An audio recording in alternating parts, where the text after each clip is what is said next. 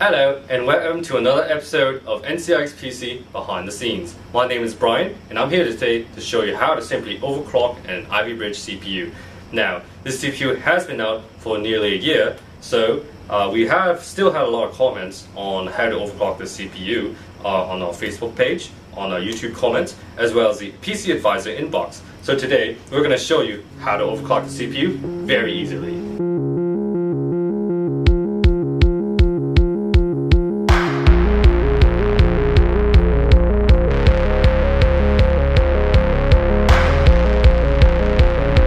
Now, today we're going to show you how to overclock with an i7-3770K as well as an Asus Sabertooth Z77.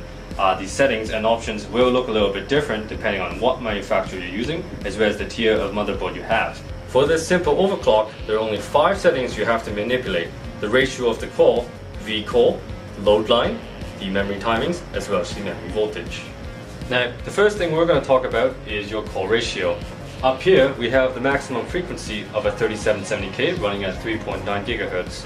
Now, we want this to hit 4.2, so right now the stock ratio is at 39. So what I'm going to show you is how to hit 482 in this sample. Now the next thing we're going to talk about is the CPU voltage, also known as the V-core.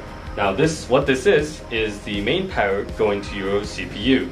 So Ivy Bridge doesn't require that much, so all we're going to do is 1.150.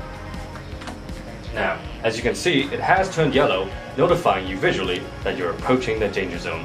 Kind of like the Gigahertz Fairy's face protector protecting his face. So what we have here is the CPU load line calibration. What this is, it combats V-droop. Now, pretend this is your CPU frequency and this is your voltage. We're going at max load. Now, V-droop will hit. Voltage is not hitting target anymore. So to combat this, we have what's called load line calibration. So, depending on what setting you have for load line calibration, you'll hit target or a little bit lower. But if you set it too high, you'll hit what's called V-boost. Then you'll hit voltage too high intended and you'll permanently damage your CPU. This is what we call the danger zone. Now, for this 4.2 GHz overclock, all we need is a medium load line calibration. Now, the next thing we're going to show you is how to set the memory. For this pack we're using is a Corsair Platinum 1866. So, for this pack of RAM, we have XMP. All you have to do is turn on XMP. So this will set your frequency, your timing, and your voltage. Now, for those that do not have XMP, let me show you how to do it manually. First, your memory frequency at 1866 for this pack of RAM. Your timing, 9, 10, 9, 27, 2. Now, for those that are using different packs of RAM, you'll have to check your packaging for your timing and your frequency as well as your voltage. Last but not least, we have to set the voltage too. This pack of RAM is using 1.5 and the DRAM voltage. Thank you for tuning in to another episode of NCIXPC Behind the Scenes. It is important to test this overclock with the testing methodology as mentioned in the previous video. It is even more important to try this testing methodology with stock settings on your computer to see if it's even stable to begin with.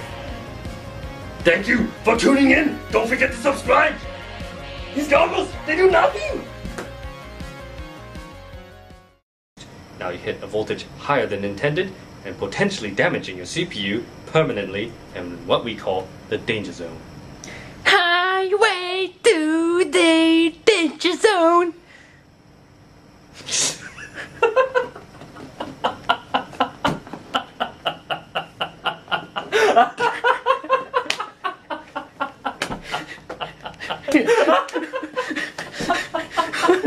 That was the worst singing ever. Okay, let's keep that in. God